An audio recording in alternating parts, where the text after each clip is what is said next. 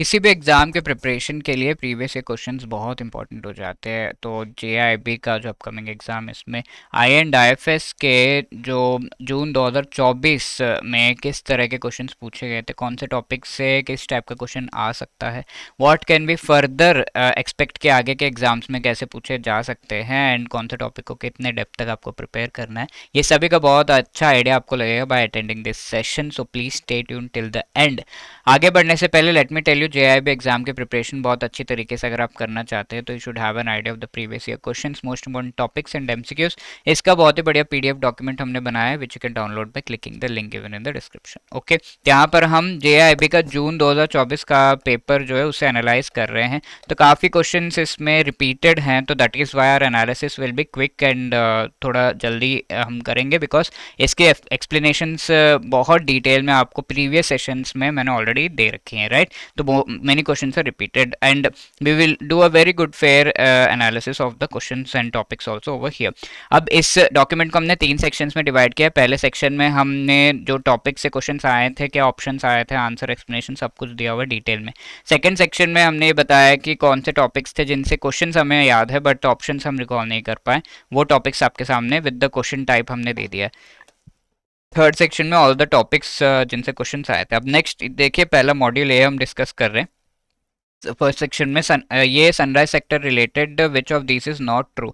तो ये अब आगे से जो है आपको अच्छे से चेक करना है कि whether the question is asking you to pick a not true या ट्रू स्टेटमेंट। ठीक है, नॉट ट्रू पूछा हुआ है, sunrise sector is one that is still in its infancy but has potential to significant growth. Sunrise मतलब sun उस पर rise हो रहा है, लाइक आर्टिफिशियल इंटेलिजेंस अभी उतना जो है टॉप पीक लेवल पे, पीक पोटेंशियल पे पहुंचा नहीं है, बट धीरे धीरे ये पीक लेवल पे पहुंच जाएगा। ठीक है, तो we are waiting for that time obviously. And हम कह सकते हैं कि artificial intelligence is an example of sunrise sector, जहां पर अभी ग्रोथ के लिए पोटेंशियल है, it is in its infancy, अभी बचपन है बट ग्रोथ के लिए बहुत ज़्यादा पोटेंशियल है। इन सिमिलरली इलेक्ट्रिक व्हीकल्स, ये भी सेक्टर है। The sector is often characterised by low degree of innovation, obviously not, because यहाँ पर जितना ज़्यादा जो है ग्रोथ का पोटेंशियल होगा उतना ज़्यादा इनोवेशन, उतना ज़्यादा इन्वेस्टर्स का इन्वेस्टमेंट सब कुछ होगा। Green energy is part of sunrise sector, yes, none of the above. तो ऑब्वियसली सेकंड भी जो है यहाँ पर सही जवाब होगा which is an incorrect statement. Low degree of innovation है, हाई डिग्री ऑफ इनोवेशन इसमें है। Next question, considering the new definition MSME का in India, a small enterprise is an enterprise with the investment in plant and machinery on equipment कितना है। तो ये new तो अब नहीं रहा, because after 2025 the definition has again changed. तो माइक्रो स्मॉल मीडियम एंटरप्राइजेस को डेजिग्नेट किया जाता है। माइक्रो एंटरप्राइजेस में 1 करोड़, स्मॉल एंटरप्राइजेस में 10 करोड़ एंड मीडियम एंटरप्राइजेस में 50 करोड़, इतना इन्वेस्टमेंट। अब इसका 5 टाइम्स जो है इसका टर्नओवर होता है जनरली, तो 5 करोड़, ये 50 करोड़ एंड इसका 250 crore. This was the definition till 2025। अब इसको चेंज करके थोड़ा सा इसमें वेरिएशन लाया गया है and we can say the micro में 2.5 करोड़ का इन्वेस्टमेंट एंड 25 करोड़ तक का इन्वेस्टमेंट स्मॉल में, and here we can say 125 crore तक का इन्वेस्टमेंट अगर मीडियम में जा रहा है तो वो माइक्रो स्मॉल मीडियम कहलाएंगे। अब इसका 4 टाइम्स यानी कि 10 करोड़ तक का टर्नओवर अगर किसी इंडस्ट्री में आ रहा है, so that will be called a micro small and medium enterprise. तो ये चेंज हो गया 2025 में। तो एज पर द ओल्ड, क्योंकि 2024 का क्वेश्चन है, तो 10 करोड़ है तो टर्नओवर कितना है, तो 5 टाइम्स होगा which is 50 crore is the right answer over here, D. You can also try question देख के आंसर करने की खुद से कोशिश कर सकते हो। Overall priority sector lending target small finance banks का मैंने ऑलरेडी बता दिया आपको। प्रायोरिटी सेक्टर लेंडिंग इज जो इंपॉर्टेंट सेक्टर्स उनको जनरली बैंक्स लेंड नहीं करते बट यू शुड लेंड, इसीलिए उनको टारगेट दिया गया बाय आरबीआई। तो यहाँ पर scheduled commercial banks and foreign banks के लिए टारगेट 40% का है एंड अगर हम देखें regional rural banks and small finance banks के लिए टारगेट 75% ऑफ द एएनबीसी और सीईओबी। एएनबीसी सीईओबी रिप्रेजेंट करते हैं जितना लोन एंड इन्वेस्टमेंट जो बैंक करना चाहता है उसका एक पार्ट होता है, तो उसे रिप्रेजेंट करता है। तो स्मॉल फाइनेंस बैंक के लिए भी द ओवरऑल टारगेट इज 75%, तो D would be the right answer. Similarly fourth question, economic reforms 91 में लाए गए थे, इसका मेन ऑब्जेक्टिव्स क्या था, मेन एम क्या था। High economic growth required, increasing inflation obviously not, minimise minimising current account deficit. तो दो तरह के डेफिसिट इंडिया में चल रहे थे। फिजिकल डेफिसिट जो इंटरनल सिचुएशन था, डेफिसिट का मतलब पैसों की कमी, ठीक है, एक्सपेंडिचर हमारा ज़्यादा है, इनकम कम है, तो इसको कवर करना है, इस चीज़ को हम डेफिसिट कहते हैं। एक्सटर्नली करंट अकाउंट डेफिसिट, जहाँ पर हमारे एक्सपोर्ट्स की अर्निंग जो है वो कम है बट इम्पोर्ट्स पे खर्चा ज़्यादा है, तो this is the current account deficit. तो इसको हमें कम करना है। इन्फ्लेशन को हमें कम करना है, बहुत ज़्यादा था at that time, not increasing. तो 1 and 3 only, C would be the right answer, ठीक है। अब फोर्थ क्वेश्चन यहाँ पर है, which among the following is और are the recommendation of Narasimhan committee 1। तो इस कमेटी को 1991 में जो इकोनॉमिक क्राइसिस आया था उसके बाद बैठाया गया था। फर्स्ट कमेटी ने कैपिटल एडिक्वेट कैपिटल मेंटेन करना है बैंक्स के द्वारा, सीआरआर एसएलआर रिजर्व्स को कम करना है, लेंडिंग रेट्स बैंक्स खुद डिसाइड करें, and credit delivery related support banks को प्रोवाइड करना चाहिए। इन चीज़ों से रिलेटेड रिकमेंडेशन दिया है, चारों चीज़ों से रिलेटेड है, so D would be the right answer. Sixth question, which among the following is correct with respect to foreign trade policy in India. ठीक है, ये सब हम पहले भी काफी डिस्कस कर चुके हैं, सो थोड़ा क्विकली मैं आपको बता रहा हूँ। Prior to 91 Indian economy was protected by high tariff and taxes. Yes, foreign trade policy 1991 के पहले अगर आप देखो इंडिया में बहुत ज्यादा हाई टैरिफ टैक्सेस वगैरह थे। हार्ली डेविडसन बाइक 100 रुपीज़ की अगर आपको बाई करनी है तो 140% टैक्स एंड 240 रुपीज़ में आप बाई कर रहे हो, ऐसा ना high taxes and total government control था हर एक चीज़ पे, उसे रिड्यूस किया गया आफ्टर 1991। मेजर ट्रेड लिबरलाइजेशन 1991 के बाद हुआ जहां पर इस तरह के हाई टैक्सेस को रिड्यूस कर दिया गया है। ठीक है, तो both this things are correct कि हाई टैरिफ टैक्सेस पहले थे उसके बाद लिबरलाइज हुआ, दोनों ही करेक्ट है। सी 1 and 2 only will be the, both 1 and 2 will be the right answer. अब इकोनॉमिक ग्रोथ एंड डेवलपमेंट काफी क्वेश्चंस एग्जाम में आते हैं, तो करेक्ट स्टेटमेंट यहाँ पर पूछा हुआ है। इकोनॉमिक ग्रोथ का मतलब क्या होता है फर्स्टली, एंड डेवलपमेंट ग्रोथ का मतलब होता है कि अगर 100 से 200 इनकम एक कंट्री के हो गए, that is called growth. And development इस इनकम तो इंक्रीज हुआ है, along with that poverty unemployment ये सब में भी हम देख रहे हैं कि रिडक्शन है। मल्टी डायमेंशनल है ये, सिंगल डायमेंशनल, ये ओनली क्वांटिटेटिव है, क्वांटिटेटिव प्लस क्वालिटेटिव है। तो that economic growth means an increase in the real income national output. Yes, economic development multi dimensional है। यस, इकोनॉमिक ग्रोथ जब होगा, इनकम बढ़ेगी, तभी आप ये सब पॉवर्टी रिडक्शन एंड एम्प्लॉयमेंट ये सब कर सकते हो। तो ग्रोथ पहले होना है, देन डेवलपमेंट होना है। यहाँ पे क्या दिया, economic development is pre cursor, कि इकोनॉमिक डेवलपमेंट पहले होना है, तो that is a wrong statement. ठीक है, प्री रिक्वेसाइट नो, ठीक है, पहले ये रिक्वायर्ड है देन ग्रोथ होगा, नहीं, ग्रोथ पहले रिक्वायर्ड है देन डेवलपमेंट होगा, तो थर्ड स्टेटमेंट गलत है। 1 and 2 only, A would be the right answer over here. Apart from that, world bank की एक्टिविटीज किन किन फील्ड्स में इंडिया में फोकस्ड है, तो सभी ऑलमोस्ट टाइप ऑफ स्कीम्स में वर्ल्ड बैंक हेल्प करता है, human development, agriculture, poverty alleviation, governance, all of the above, D would be the right answer. इसके अलावा which among the following is the function of World Trade Organization. World Trade Organization trade से related initiatives लेता है and help करता है। ये कैसे different जो इम्पोर्ट एक्सपोर्ट है उन्हें गवर्नमेंट्स मैनेज कर सकते हैं एंड अपने पीपल को प्रोटेक्ट कर सकते हैं, ये चीज़ों से रिलेटेड एग्रीमेंट्स WTO लेकर आता है, that is the main work. It was establish in 1995, facilitate the implementation administration operation of agreements including multilateral trade agreements. Yes, forum for negotiation है। Yes, oversee the mechanism to resolve disputes among members and to monitor trade policies. Yes, ठीक है, temporary balance of payment needs को fulfil करता है, नहीं, ये तो काम IMF का है ना। हम balance of payment requirement, that is crisis जब आया था 1991 में, तब हम IMF के पास गए थे, तो IMF का काम है। 1, 2 and 3 only, B would be the right answer over here. 11th one is India में CSR पे हमें कितना खर्च करना है। CSR कॉर्पोरेट या कंपनीज का रिस्पॉन्सिबिलिटी है कि पिछले 3 साल का 2% एटलीस्ट वो खर्च करे on the different initiatives of the government, जिससे पीपल का वेलफेयर हो रहा है, लाइक हेल्थ, एजुकेशन हो गया, एनवायरनमेंट रिलेटेड, ये सारे इनिशिएटिव्स में, तो या फिर उससे रिलेटेड इंफ्रास्ट्रक्चर डेवलप करने में। तो यहाँ पे क्या पूछा हुआ है, mandated dash of the net profit dash on any year. ठीक है, तो 3 इयर्स का 2% net profit they have to spend, तो that is why A would be the right answer. नहीं करेंगे तो क्या होगा, it is called a civil wrong. ठीक है, यानी कि आपको मॉनेटरी पेनल्टी देना पड़ेगा, पेनल्टी, बट पहले ये क्रिमिनल रॉन्ग था। क्रिमिनल रॉन्ग जब था तब जेल भी मिलती थी पेनल्टी भी। अब पेनल्टी कितना, ईच डिफॉल्टिंग जो company at least 1 crore and officer at least 2 lakh rupees पे करेगा। अब इससे रिलेटेड प्रोविजंस कंपनीज एक्ट के कौन से सेक्शन में है, 135 सेक्शन में, एंड शेड्यूल 7 में आप देखेंगे लिस्ट दिया हुआ है कि किस किस में इन्वेस्टमेंट ये किया जा सकता है। ठीक है, that is the thing. Now next one, which on the following correct with respect to Indian economy, जिसमें हम इंडियन इकोनॉमी डिफरेंट सेक्टर्स है। Primary sector natural resources produce करते हैं, सेकेंडरी सेक्टर उनकी प्रोसेसिंग करते हैं, and tertiary sector services provide करता है। अब ये सर्विसेज में भी स्पेसिफिक सर्विसेज है, like research and development related अगर है तो उन्हें हम क्वार्टरनरी सेक्टर का पार्ट मानते हैं, एंड अगर कोई टॉप डिसीजंस ले रहा है तो उसे हम क्वीनरी सेक्टर का पार्ट मानते हैं। तो टर्शियरी सेक्टर के ये दोनों सब सेक्टर्स है। क्वीनरी टॉप डिसीजंस कोई ले रहा है तो आपके बॉडी में टॉप डिसीजंस कौन लेता है? ब्रेन। तो that is why quinary sector is called the brain of the economy. तो ब्रेन किसको कहते हैं? Quinary sector, like CM PM ये सब क्वीनरी सेक्टर में आ जाते हैं। तो C is the right answer. Which among the following sources available contributes the most? ठीक है, आपको कोई भी इकोनॉमिक प्लान को इम्प्लीमेंट करना है तो डिफरेंट सोर्सेज अवेलेबल है।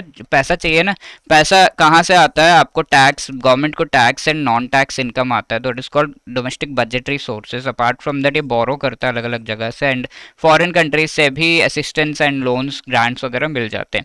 तो ये सबसे लार्जेस्ट पार्ट है of this money that is coming and which is helping these funding of the economic plans. So A, domestic budgetary resources is the right answer. Now, apart from that, the overall priority sector lending target of foreign banks with more than 40 branches in India. तो 40 branches से ज़्यादा जो foreign banks हैं उनका PSL target क्या है? तो it would be 40%। Just now we have seen ना, जो फॉरेन बैंक है उनका कितना है? 40%। अभी अभी हमने पिछले क्वेश्चन में देखा था ना। Overall priority sector lending target more than 20 branches जो भी फॉरेन बैंक्स है, ठीक है। Priority sector lending target till 20 branches जिनका जो है, एंड मोर देन 20 उनका भी 40% ऑफ ANBC ही है। टिल 20 ब्रांचेस से कम जो है उनके लिए क्या है? 32% का सब टारगेट है फॉर द एक्सपोर्ट, एंड 8% का जो है कहीं भी और जा सकता है। अब 20 से ज़्यादा ब्रांचेस फॉरेन बैंक्स है तो 18% उसको, 40 में से 18% एग्रीकल्चर में, and 10% small and marginal farmers, 7.5% micro enterprise में, 12% weaker sections related PSL target इसको मिला हुआ है। So A is the right answer. Now 15th is the priority sector lending target small and marginal farmers के लिए, जो foreign bank 40 branches से ज़्यादा है उनका कितना है ये पूछा हुआ है। Small and marginal farmers agriculture के लिए 18, एंड इसमें से 10% स्मॉल एंड मार्जिनल फार्मर्स ये हमने देखा था।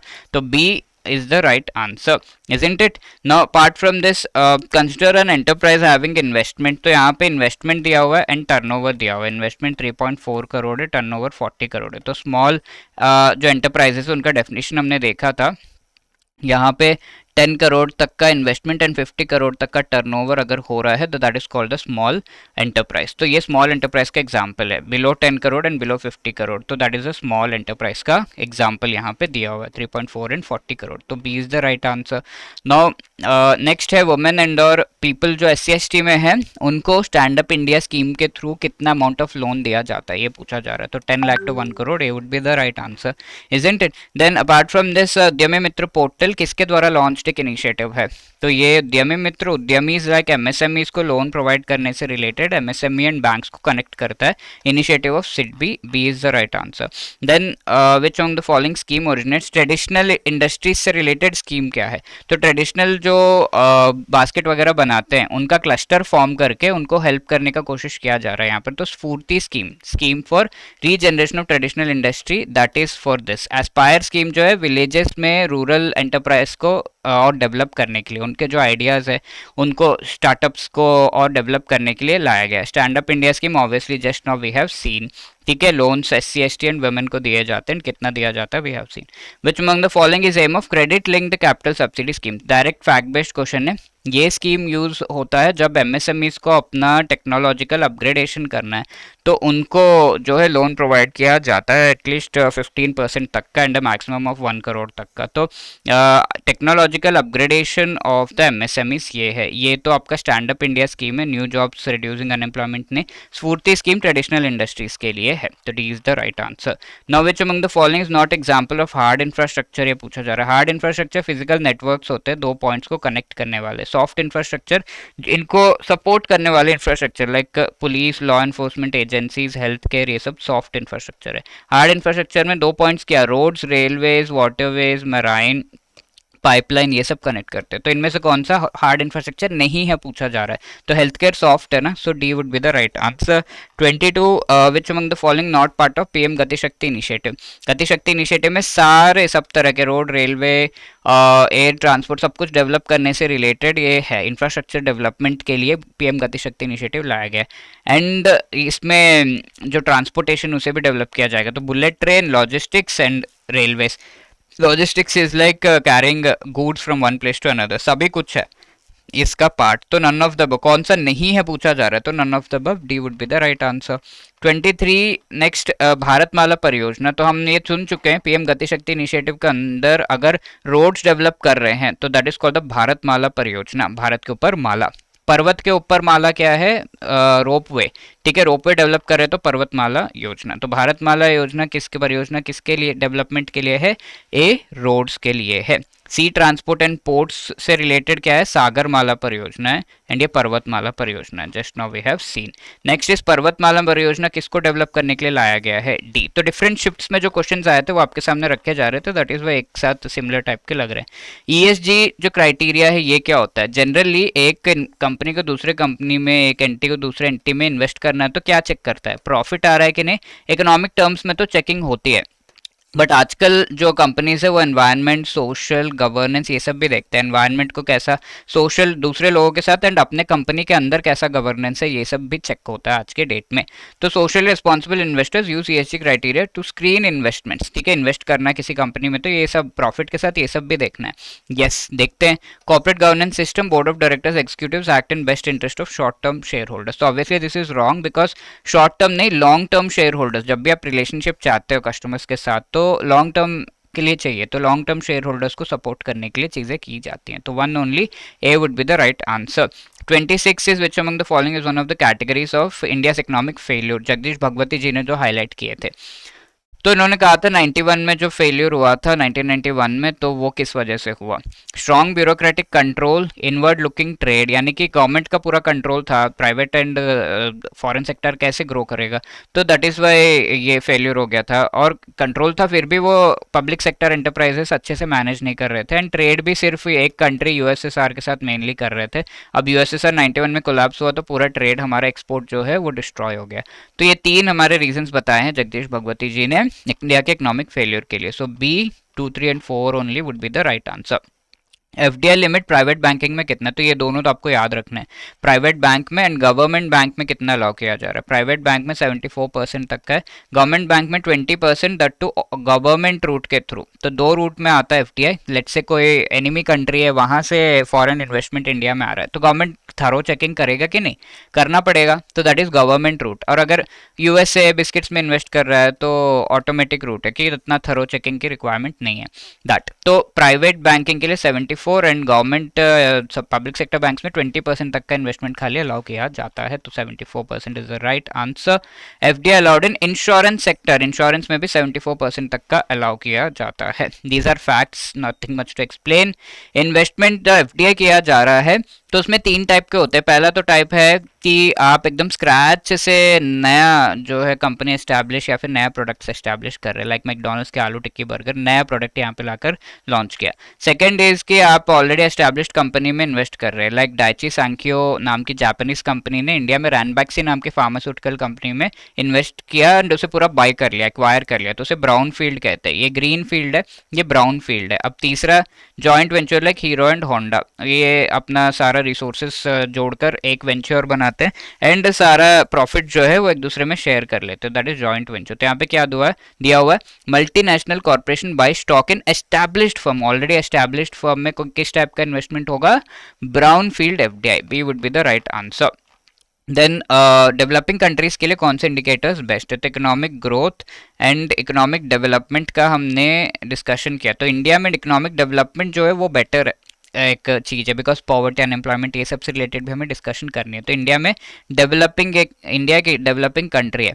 और अगर हम इकोनॉमिक ग्रोथ की सिर्फ बात कर रहे हैं तो हम सिर्फ डेवलप्ड कंट्री की बात कर रहे हैं। ओके, तो डेवलपिंग कंट्रीज में हम ह्यूमन डेवलपमेंट इंडेक्स हो गया, human happiness index, poverty index, ये सब देखते हैं, गिनी कोएफिशिएंट, जिससे इनइक्वालिटी का पता चलता है।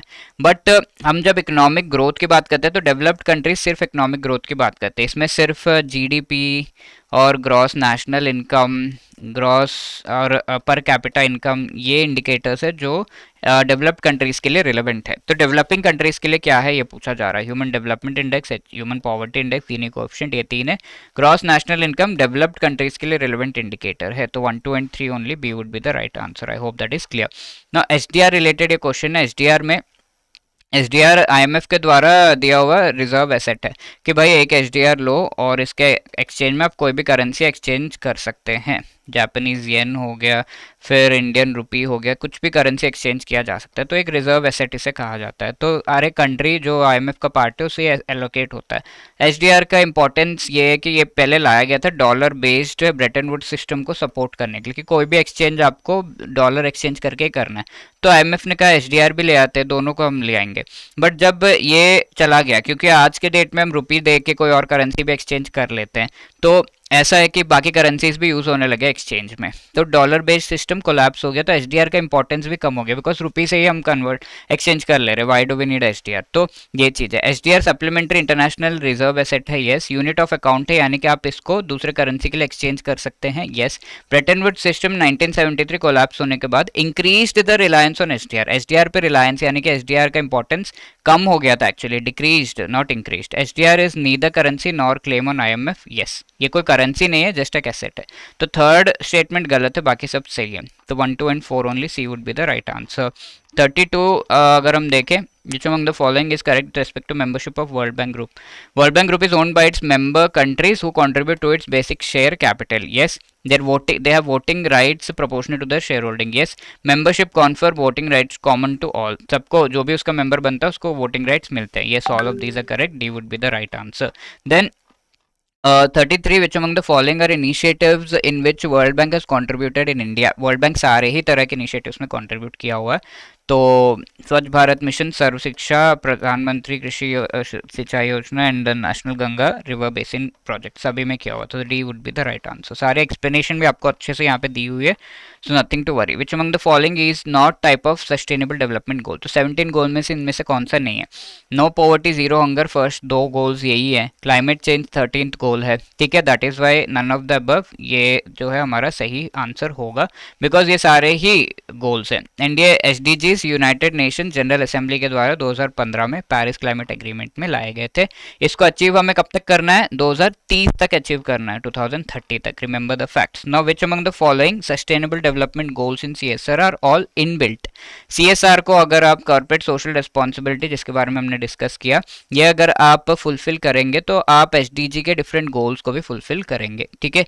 सीएसआर में एज यू नो कंपनीज को अपने लास्ट 3 इयर्स का एवरेज प्रॉफिट निकालना है, let's say it is 100 rupees, इसका 2% कैलकुलेट करना है, एंड उतना अमाउंट उन्हें जो है different initiatives including welfare, health care, education, environmental conservation, ये सब में लगाना है, ओके। तो ये जब अगर आप फुलफिल नहीं करोगे तो वो एक क्रिमिनल मिस्टेक था पहले, तो आपको जेल एंड पेनल्टी हो सकती थी, अब सिर्फ पेनल्टी होगी क्योंकि सिविल मिस्टेक हो गया, अब सिविल रॉन्ग हो गया।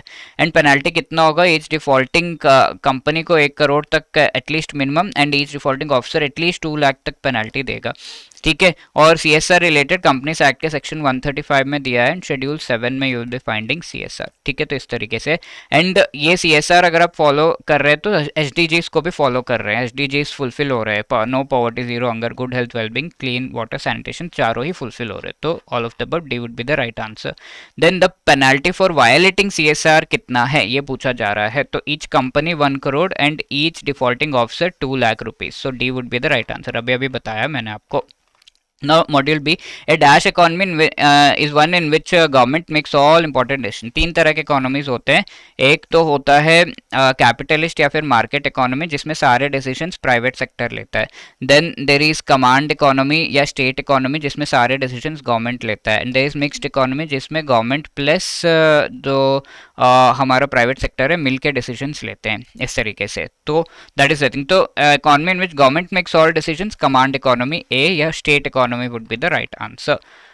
Then when price of commodities raised, अगर किसी चीज का प्राइस इंक्रीज कर रहे हैं, लोग उसको कम खरीद रहे हैं, तो ये लॉ ऑफ डिमांड है ना, कि डिमांड इसका कम हो जा रहा है, तो that is law of demand. कोई law of supply as such है नहीं, अगर प्राइस इंक्रीज करेंगे तो सप्लाई उसका बढ़ेगा, बिकॉज सेलर ज़्यादा प्राइस चाहता है जब वो सप्लाई कर रहा हो। Then law of diminishing marginal utilities, आप देखते हैं कि जब आप एक का यूनिट कंज्यूम कर रहे हैं, फिर उसके बाद दूसरा यूनिट कंज्यूम कर रहे हैं, तो आप पहले यूनिट कंज्यूम करने के बाद जो सेटिस्फैक्शन आपको हो रहा था, उतना दूसरा यूनिट को कंज्यूम करने के बाद सेटिस्फैक्शन नहीं होगा। तो that is law of diminishing marginal utility का डेफिनेशन। अब B, law of demand is the right answer in this question. ठीक है, दोनों चीजें मैंने एक्सप्लेन कर दी। Which among the following highest weightage होता है होलसेल प्राइस इंडेक्स में? तो इसमें डिफरेंट कंपोनेंट्स होते हैं होलसेल प्राइस इंडेक्स में। The three of them are the manufactured product, fuel and fire and primary articles. तो इसमें से सबसे हाईएस्ट कंट्रीब्यूशन किस पर्टिकुलर कंपोनेंट का, सबसे हाईएस्ट वेटेज किस पर्टिकुलर कंपोनेंट का होता है इन द डब्ल्यूपीआई, ये चीज यहाँ पे पूछी जा रही है। तो obviously we know the answer for this is manufactured products. ठीक है, ये फैक्ट बेस्ड क्वेश्चन है, and so we have a very good idea. Manufactured products का 64%, primary articles 22 and fuel and power 13। तो ये क्या है, W P I is actually use to calculate the, यहाँ पर हम यूज करते हैं so as to calculate the wholesale में जो प्राइजेस, होलसेल मार्केट में जो प्राइजेस वेरी कर रहे हैं उनको चेक करने के लिए। अब अगर आप रिटेल यानी कि आपके घर के पास के जो शॉप्स उसमें प्राइसेस कैसे वेरी कर रहे हैं उनको चेक करना है, तो कंज्यूमर प्राइस इंडेक्स यूज करते हैं। तो C is the right answer. मैंने आपको बताया कि इकोनॉमिक्स जो है इसके 3 डेफिनेशन दिए हुए हैं। सबसे पहला है wealth definition given by Adam Smith, then second is the welfare definition given by Alfred Marshall, and third is the scarcity definition given by Lionel Robbins। ठीक है, तो वेल्थ डेफिनेशन में एडम स्मिथ ने कहा कि सब इकोनॉमिक्स स्टडी ऑफ वेल्थ। उसके ये वेलफेयर डेफिनेशन में अल्फ्रेड मार्शल ने कहा है कि economics is the study of the welfare of people, people का वेलफेयर कैसे हो रहा है। अब लियोनेल रॉबिन्स ने कहा है कि economics is actually the study कि हमारे जो लिमिटेड रिसोर्सेस हैं उनको आप अनलिमिटेड रिक्वायरमेंट्स को फुलफिल करने के लिए कैसे यूज कर सकते हैं। तो ये डिसीजन मेकिंग का स्टडी इकोनॉमिक्स है, ये कहा हुआ है। तो this is the definition, that's why it is called the scarcity definition given by whom, Lionel Robins. ठीक है, ये पूरा आपको एक्सप्लेन भी यहाँ पे कर दिया गया है। Then the next is demand schedule. तो डिमांड शेड्यूल एक तरीके से जैसे लॉ ऑफ डिमांड है, वो किस किस चीज का एक रिलेशनशिप बताता है। तो it gives you relationship between price and demand. ठीक है, तो वैसे डिमांड शेड्यूल एक टेबल है जो कि प्राइस एंड डिमांड का रिलेशनशिप बताता है। ठीक है, quantity demanded and price of the commodity and quantity demanded, तो C would be the right answer. ठीक है, इस तरीके का टेबल होता है। देन डिफरेंट एक्सेप्शंस है to the law of demand. Law of demand कहता है कि अगर प्राइस इंक्रीज हुआ तो उसका डिमांड कम होगा, लोग उसे नहीं खरीदेंगे। बट अगर मैं आपसे पूछूं कि आईफोन 16, 13 में आप कौन सा खरीदना चाहेंगे, तो 16, because 16 even if you know कि 16 का प्राइस ज्यादा है, बट ये लग्जरी गुड है। ठीक है, ये स्टेटस सिंबल है, तो that is why we want to buy the higher price वाला चीज। तो लग्जरी गुड्स में अप्लाई नहीं करता। That is called the theory of conspicuous consumption given with Thorstein Veblen. तो इसे हम वेबलेन गुड्स भी कहते हैं। ठीक है, लग्जरी गुड्स को। ऐसे ही पेट्रोल का आज 100 प्राइस है, कल 150 होगा, परसों 200 होगा। ये अगर आपको पता है तो आप डेफिनेटली आज जाकर सारा पेट्रोल अपना गाड़ियों में पेट्रोल भरवा के ले आएंगे। तो जैसे जैसे प्राइस इंक्रीज हो रहा है वैसे वैसे उसका डिमांड इंक्रीज हो रहा है। This is called given good. ठीक है, इंफीरियर गुड्स होते हैं एंड इनका कोई अल्टरनेटिव नहीं है, तो गिवन गुड्स। तो यहाँ पे क्या है, increase in prices which are inferior तो luxury goods and exception to law of demand, वो कौन सा है, इन दोनों में से कौन सा है? ये तो लग्जरी गुड है, इंफीरियर गुड गिवन गुड है। ठीक है, तो given goods are actually the right answer. ठीक है, next one is leftward shift. Demand supply का, डिमांड का ग्राफ अगर आप बनाओ तो ऐसे डाउनवर्ड स्लोपिंग होता है, सप्लाई का ऐसा, और अगर ये सप्लाई का कर्व जो है लेफ्टवर्ड शिफ्ट करेगा, ठीक है, तो इसका मीटिंग पॉइंट पे आप देखते हैं इक्विलिब्रियम प्राइस आपका आता है। अगर ये लेफ्टवर्ड शिफ्ट करेगा तो प्राइस में क्या चेंजेस आते हैं? प्राइस इंक्रीज हो रहा है। तो that is what is asked कि इक्विलिब्रियम प्राइस में क्या चेंजेस आते हैं, तो द प्राइस इंक्रीजेस। ठीक है, all others are incorrect. Then different measures of money supply हैं जिनके बारे में ऑलरेडी आपको बता चुका हूँ पिछले सेशंस में। तो मनी सप्लाई के मेजर्स यानी कि मनी अलग अलग जगह पर हमारे जो पीपल है वो रखते हैं। पहला तो मनी इन सर्कुलेशन होता है, आरबीआई के पास डिपॉजिट्स होते हैं, एंड बैंक में 2 तरह के डिपॉजिट्स होते हैं, डिमांड एंड टाइम डिपॉजिट। ऐसे ही पोस्ट ऑफिस में demand and time deposit.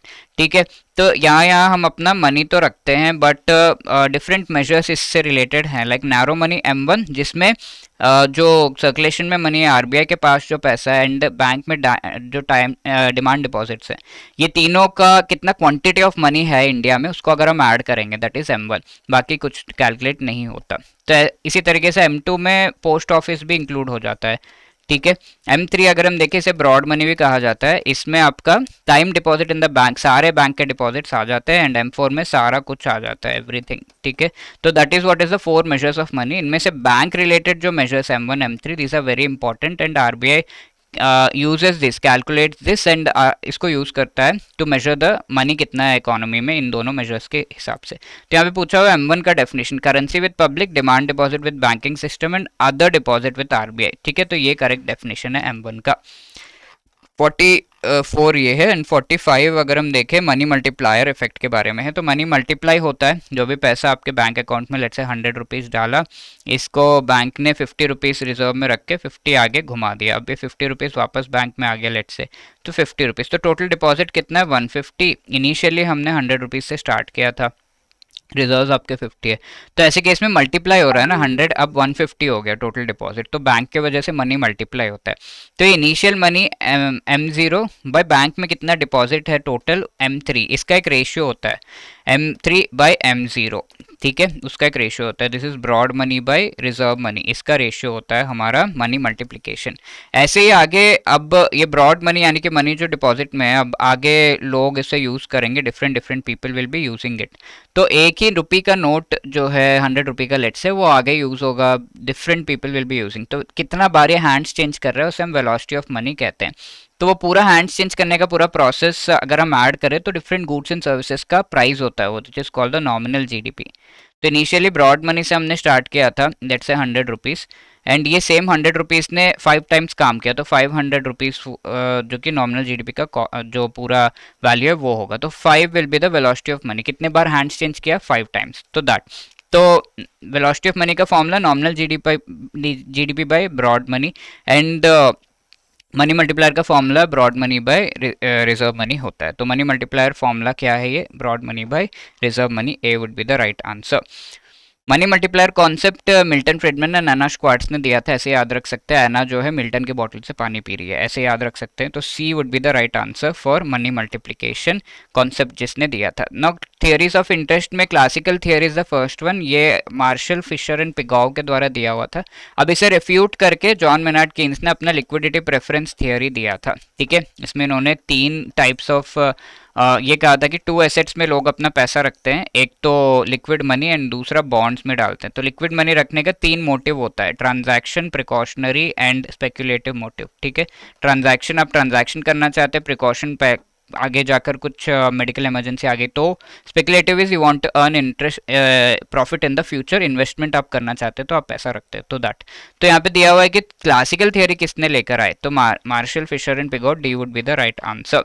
Apart from it which among the following has been instrumental in criticising the classical theory, classical theory criticise करके अपनी theory किसने दी है, वो जॉन मेनार्ड कीन्स है, ठीक है। एडम स्मिथ तो wealth definition as well as Adam Smith is actually known as the father of the modern economics. Thorstein Veblen ने वेबलेन गुड्स के बारे में बताया, which is an exception to the law of demand, ठीक है। Now liquidity preference theory किसने दिया है, obviously just now we discussed John Maynard Keynes, and the next one is कि which among the following is one of the motive John Maynard Keynes ने जो दिया था, transaction, precautionary, speculative तो था, preference नहीं था, ठीक है, not one of the motive, the answer would be C, preferences, ठीक है। Now apart from that LM curve, ठीक है, तो ये दोनों थियरीज को कंबाइन करके हम ISLM कर्व लेकर आते हैं, ठीक है। ISLM कर्व दोनों थियरी कंबाइन करके कर्व बनाया जाता है। तो IS कर्व डिराइव किया जाता है from the classical theory, LM curve from the liquidity preference theory, ठीक है। Liquidity preference money supply curve, investment and savings curve इसे कहते हैं। तो क्लासिकल थियरी से IS and LM curve from the liquidity preference theory. तो यहाँ पे पूछा हुआ है LM curve derived from where, तो liquidity preference theory only, one only, A would be the right answer, isn't it. और यहाँ पर विच among the following phases of business cycle generally occur immediately after boom phase. तो business cycle इस तरीके से है कुछ, यहाँ पे बूम फेज है, एकदम इकोनॉमी का ग्रोथ जो है बढ़ रहा है, then it starts falling down, recession, depression phase में आता है फिर, एंड रिकवरी फेज में। तो कोविड के टाइम पे हुआ था, रिसेशन हुआ, फिर नेगेटिव में गया, फिर अब हम रिकवरी फेज पे, एंड फिर ग्रो करेगा तो अगेन बूम फेज में जाएगा। तो बूम के ठीक बाद कौन सा फेज आता है, रिसेशन, ठीक है, तो that is the thing. Apart from it, discount rate किसे कहते हैं? तो जब भी बैंक को लोन चाहिए आरबीआई से तो वो रेपो रेट के थ्रू लेता है। बट अगर ये लोन 1 डे का होता है रेपो रेट के थ्रू, बट अगर इसे 28 डेज तक हायर टाइम पीरियड के लिए चाहिए तो वो लेगा through something called bank rate, और उसमें कोलेटरल रखना है बैंक को आरबीआई के पास। कोलेटरल डिस्काउंटेड बिल्स होते हैं, बैंक के पास सेलर्स अपना बिल लेकर आते हैं कि 100 रुपीज़ का बिल है, मुझे 90 दे दो, दैट इज डिस्काउंटेड बिल। तो बिल जो है कोलेटरल में रखते हैं। रेपो रेट में generally collateral government security, corporate bonds वगैरह होते हैं, बट इसमें डिस्काउंटेड बिल। तो that is why bank rate is called, 28 days के लिए जो लोन ले रहे हैं, it is called the discount rate. तो bank rate C would be the right answer. Now MSF से रिलेटेड ये क्वेश्चन पूछा हुआ है, तो यहाँ पे मैंने बताया आपको कि रेपो रेट के थ्रू लोन लेते हैं। अब लेट्स से 1 डे के लिए एक्स्ट्रा लोन चाहिए, लिमिट रेपो रेट का एग्जॉस्ट हो गया, एक्स्ट्रा लोन चाहिए, तो एक्स्ट्रा इंटरेस्ट रेट दो एंड लोन लो, और एक्स्ट्रा इंटरेस्ट रेट को हम एमएसएफ कहते हैं। ठीक है, और एमएसएफ में गवर्नमेंट सिक्योरिटीज आप कोलेटरल में रखते हैं। वो हमारा दो जो हमारे रिजर्व्स है, सीआरआर एंड एसएलआर, एसएलआर वाले रिजर्व्स को यूज किया जाता है। इसमें गवर्नमेंट सिक्योरिटीज भी हम रखते हैं in the form of reserve, तो उसको दिया जाता है as a collateral to RBI. ठीक है, एमएसएफ में। और MSF actually liquidity adjustment facility, एक फैसिलिटी दी हुई है बैंक्स को कि आपको लोन चाहिए रेपो रेट के थ्रू लो, ज़्यादा लोन चाहिए एमएसएफ के थ्रू लो, आपके पास एक्सेस मनी है स्टैंडिंग डिपॉजिट फैसिलिटी के थ्रू आरबीआई के पास रखो विदाउट एनी कोलेटरल। तो तीनों एलएएफ का पार्ट होते हैं, लिक्विडिटी एडजस्टमेंट फैसिलिटी का पार्ट होते हैं। एंड इसमें से एमएसएफ जो है हाईएस्ट रेट ऑफ इंटरेस्ट होता है। ठीक है, रेपो रेट 4 है तो ये 4.5 होगा, एंड ये 3% ऐसा कुछ होगा एसटीएफ। ठीक है, that is a rule. Now MSF के बारे में, it is a facility under which scheduled commercial banks can borrow additional amount of overnight money, yes, done by dipping into non SLR portfolio. नहीं, SLR वाले आपके government securities use होते हैं इसमें, तो ये गलत स्टेटमेंट है। सेफ्टी वॉल्व है अगर मनी की रिक्वायरमेंट है, yes, correct. So 1 and 3 only, C would be the right answer. 54, 55, RBI introduced long-term repo operation of dash tenors to facilitate money transmission, support credit offtake. ठीक है, तो यहाँ पर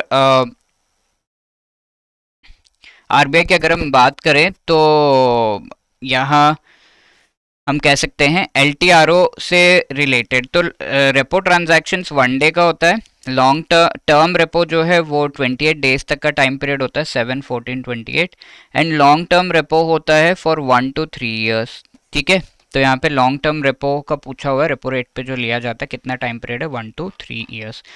apart from it which among the following is correct with respect two variable rate reverse repo. ठीक है, तो जब भी बैंक के पास एक्सेस मनी होता है तो वो बैंक आरबीआई के पास वो एक्सेस मनी रखने आता है, और ये एक्सेस मनी रखते हुए आरबीआई अगर कोलेटरल दे रहा है, इसे हम रिवर्स रेपो कहते हैं। रेपो रेट का एक रिवर्स होता है, रिवर्स प्रोसेस होता है। तो ये फिक्स्ड होता है, लेट्स से 3% है इंटरेस्ट जो आरबीआई बैंक को दे रहा है। बट कई बार बैंक चाहता है कि बैंक्स थोड़ा और अर्न करें, तो ऑक्शन करता है बैंक्स के लिए एंड कहता है कि ये जो नॉर्मल फिक्स्ड रिवर्स रेपो से थोड़ा हायर बिडिंग करो। तो कोई बैंक कहता है आई वांट 5%, कोई कहता है 4%, तो आरबीआई को जो सबसे बेस्ट लगता है तो it will select, that is called the variable rate reverse repo. Let us read this. RBI absorbs excess liquidity, इस चीज के लिए yes. RBI commercial banks can participate in V triple R auctions, yes. Variable rate is expected to be lower, lower नहीं higher होगा, 3% से थोड़ा ज्यादा होगा, तो दिस इज रॉन्ग।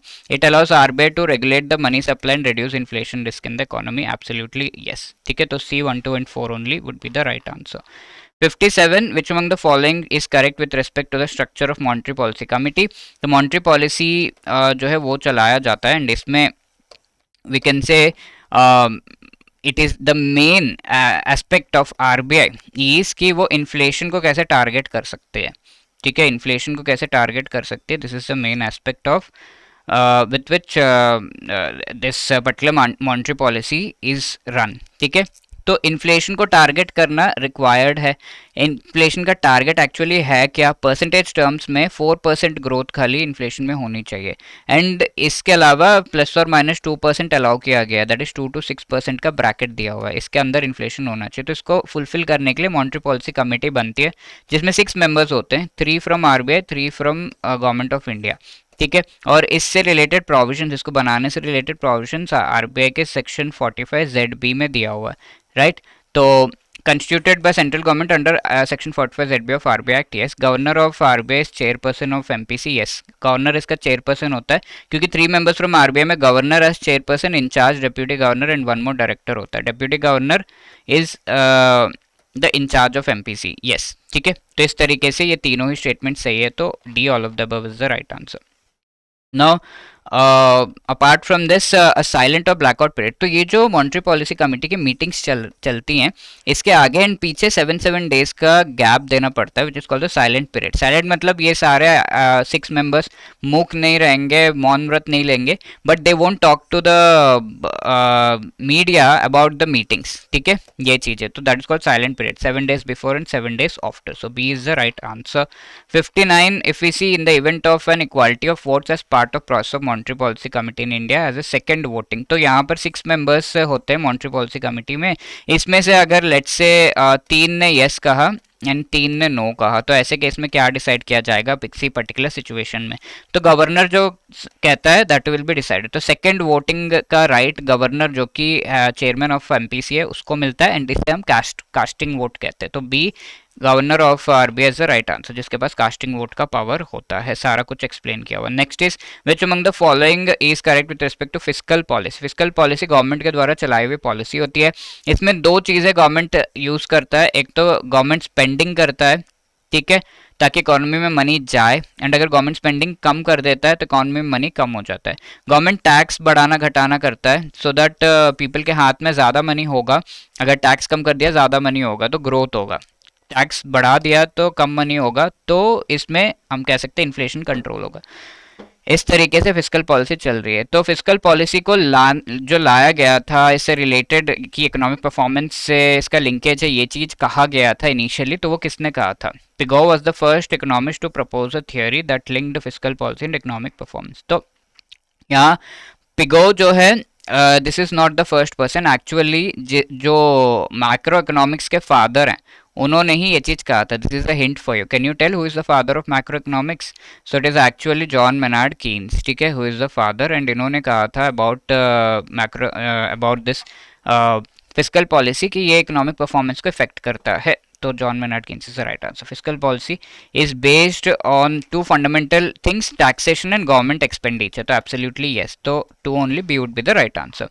देन 61, इसमें which among the following FRBM act का पूछा जाए, तो जो हमारी गवर्नमेंट है उसका डेफिसिट बहुत हाई रहता है. Already told you what is deficit. तो फिस्कल डेफिसिट काफ़ी हाई रहता है, लाइक 1991 में 8% के आसपास से, if I am not wrong.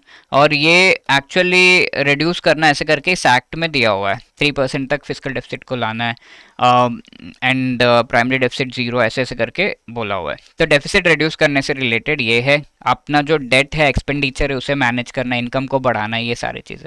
Achieve long term macro economic stability while generating budget surplus. Yes, budget surplus आना चाहिए, डेट मैनेज होना चाहिए, फिस्कल मैनेजमेंट सही होना चाहिए.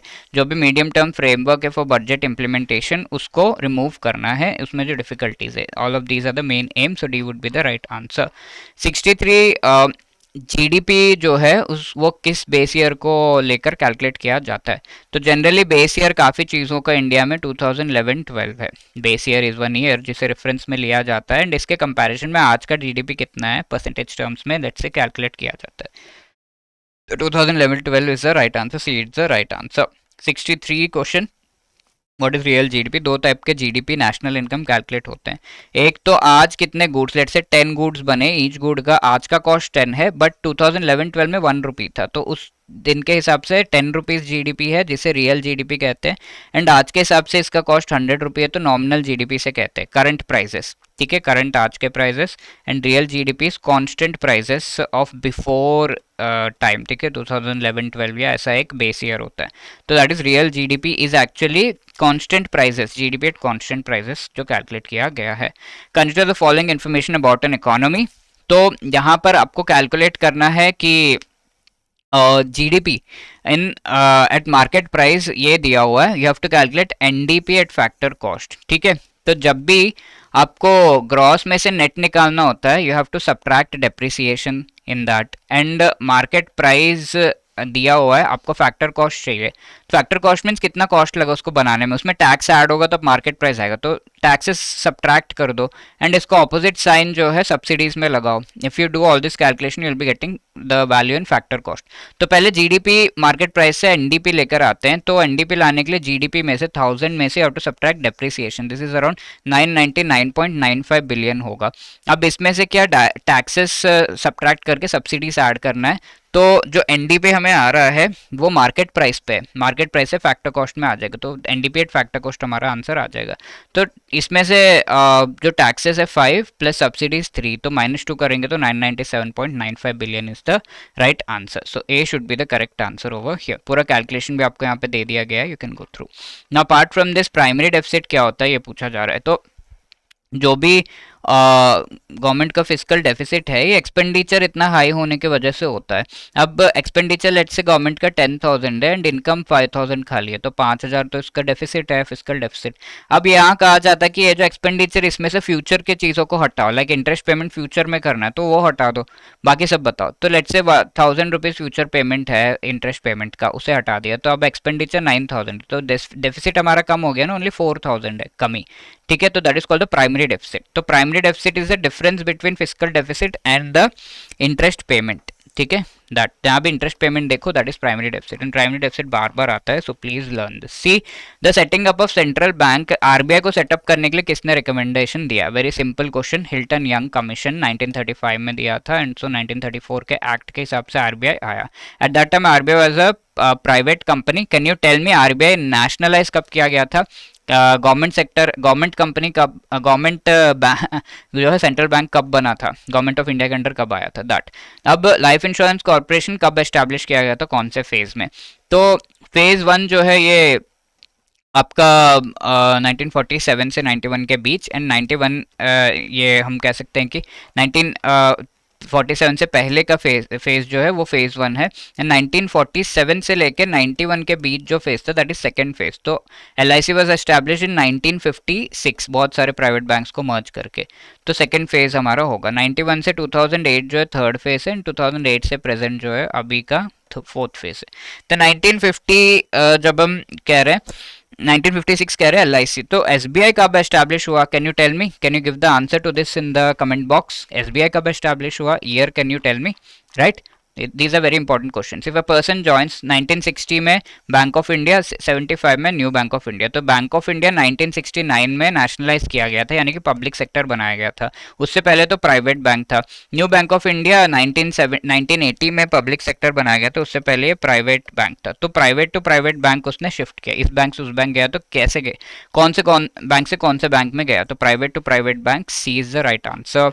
Apart from that we have which on the following is recommendation PJ Nayak committee. तो ऐसे याद रखे, नायक यानी कि नायक जो हेड है बैंक में उससे रिलेटेड रिकमेंडेशन दिए, यानी कि बोर्ड ऑफ डायरेक्टर से related recommendation PJ Nayak committee के हैं। You can remember like this, ठीक है। Now to look into the various problems of bank board, yes working of bank board कैसा है वो, RBI guidelines on the government ownership banks में किस तरीके के हैं इससे related, and also bank boards का जो वर्क है, कॉन्फ्लिक्ट ऑफ इंटरेस्ट है, इससे रिलेटेड रिकमेंडेशन दिए गए हैं। तो पीजे नायक कमेटी के चारों ही यहाँ पे जो स्टेटमेंट्स है वो सही है, that is why D all of the above would be the right answer.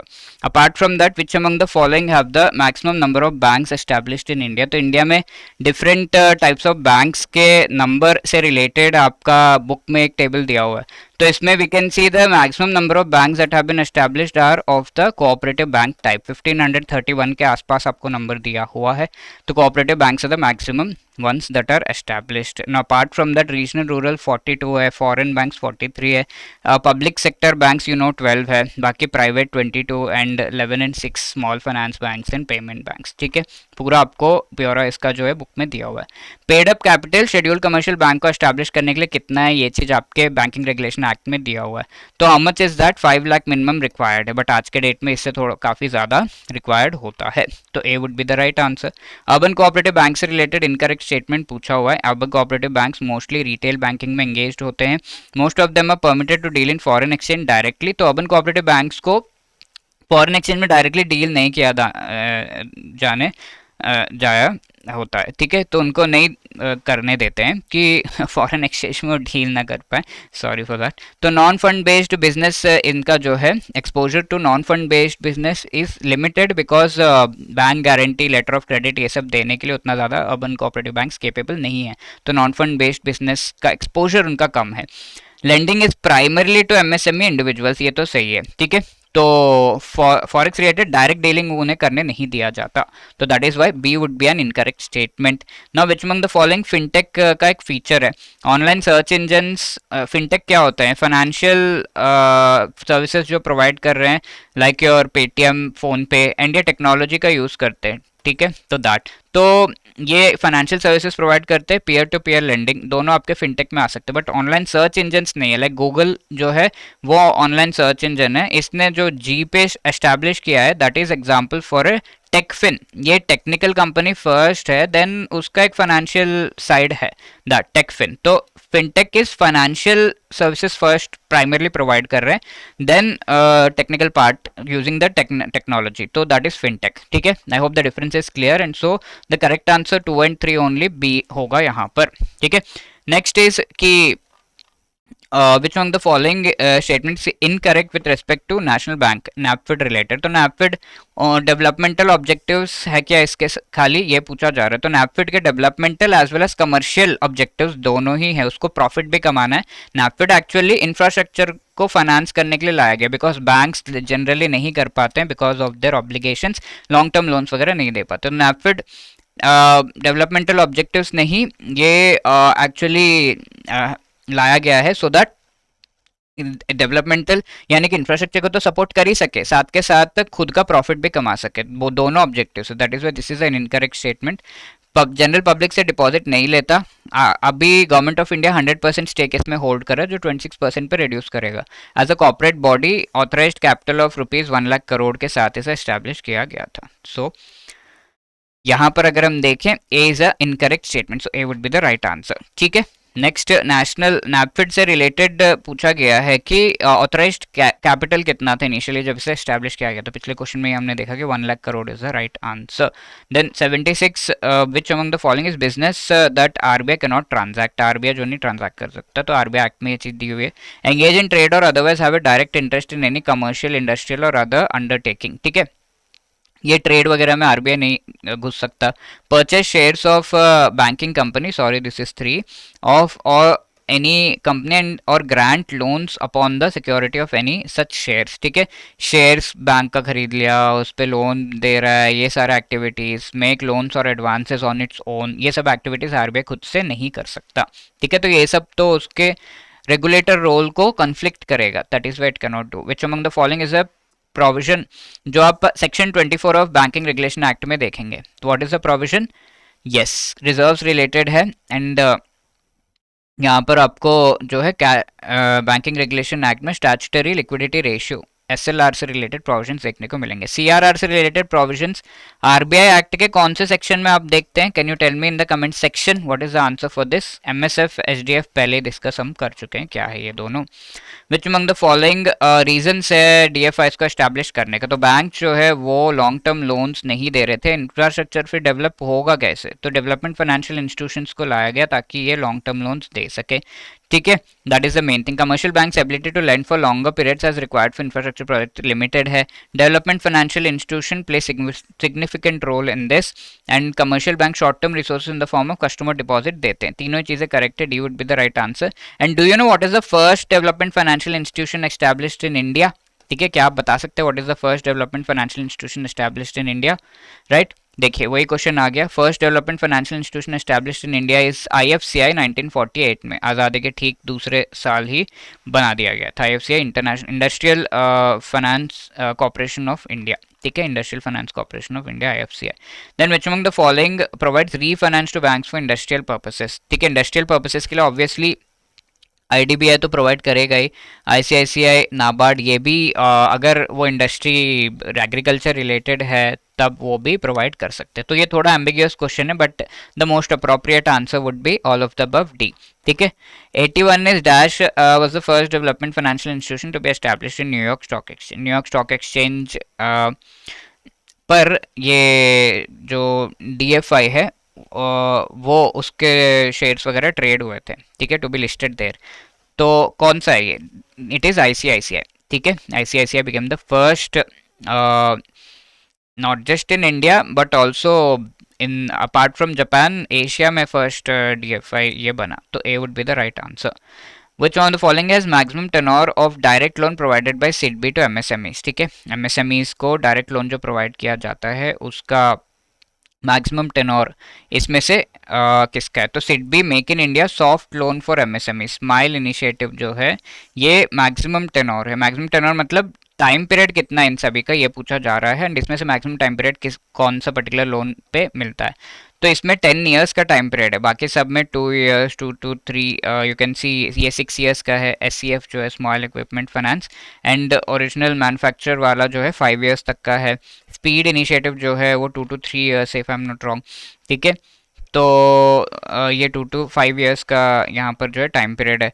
तो इस तरीके से, बट मैक्सिमम सिडबी वाला जो है 10 स्माइल इनिशिएटिव 10 ईयर्स तक का है, ठीक है। तो that is the thing. Then which among the following is functions of Exim bank, ये पूछा जा रहा है। तो एग्जिम बैंक एक्सपोर्ट इंपोर्ट में फाइनेंस प्रोवाइड करने का काम करता है, not just to Indians but also outside India भी वो फाइनेंस प्रोवाइड करता है कि इंडियंस के साथ ये एक्सपोर्ट इंपोर्ट बिजनेस आप करो। Financing import and export of goods and services from India, yes. Export import of goods and services from countries other than India, yes.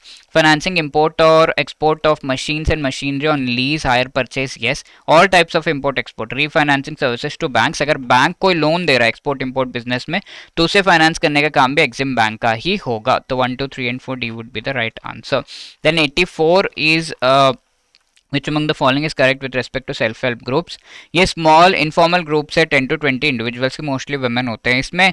तो 10 to 20 पीपल होते हैं which are below poverty line. ये कुछ business करते हैं and उस business के लिए लोन प्रोवाइड होता है। Main aim is to provide savings habit जो है उनका, वो मेन एम है। ये अबव पॉवर्टी लाइन के लोगों को ज़्यादा प्रेफर किया जाता है, ये पूछा जा रहा है। तो below poverty line is the right answer. 1 and 2 only would be the right answer, ठीक है। Which among the following micro finance institutions which are for profit, ये पूछा जा रहा है। Micro finance institutions for profit means profit के लिए actually वो वर्क कर रहे हैं। तो तीन तरह के मेनली होते हैं micro finance institutions which are societies, तो ये नॉट फॉर प्रॉफिट होते हैं। एमएफ म्यूचुअल बेनिफिट वाले कोऑपरेटिव्स होते हैं, जो प्रॉफिट आ जाए तो अच्छा है वरना तो ठीक है। एनबीएफसी फॉर प्रॉफिट होते हैं, NBFC non bank financial corporation micro finance institutions, ठीक है। तो C is the right answer for profit वाले में। NBFCs are not eligible for bank credit, ठीक है। किस चीज से रिलेटेड बैंक क्रेडिट वो नहीं ले सकते। ऑल बिल डिस्काउंटेड और रीडिस्काउंटेड बाय एनबीएफसीज, तो एनबीएफसी से बिल डिस्काउंटिंग करते हैं। इसमें से व्हीकल रिलेटेड जो बिल डिस्काउंटिंग कर रहे हैं वो उसके लिए बैंक क्रेडिट मिल जाएगा उनको, बाकी चीज़ों के लिए नहीं। तो ऑल यहाँ पर गलत है। Investment of NBFCs both of current and long term nature, इसके लिए आप वो इन्वेस्ट करना चाहते हैं, कोई इन्वेस्ट करना चाहता है तो उससे को पैसे देना इस चीज़ से related, they can not provide the loan.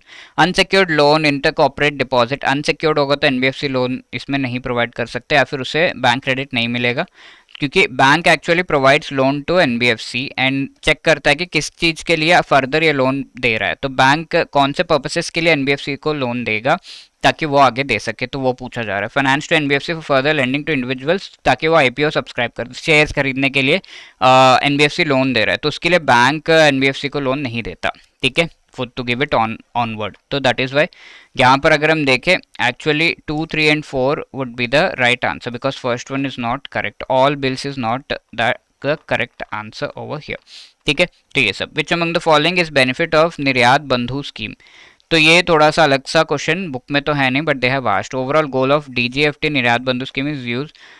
निर्यात मतलब ये हमें पता है कि एक्सपोर्ट इंपोर्ट रिलेटेड है, थोड़ा सा हिंदी अगर पता होगा, international commerce and e commerce exports. It aims to support exporters to accelerate India's export growth trajectory. Objective of this scheme is to reach out to new and potential exporters. Yes, ठीक है, चारों चीज़ें सही है। D is the right answer. Now Dash is a sole national reinsurer. India में reinsurances insurance companies को और थोड़ा पार्ट अपना जो इंश्योरेंस है उसके ऊपर और एक इंश्योरेंस लेना पड़ता है, that is called reinsurance. तो इंडिया में सिर्फ जीआईसी री ये एक sole national reinsurance company है। तो fact based question, nothing much to explain.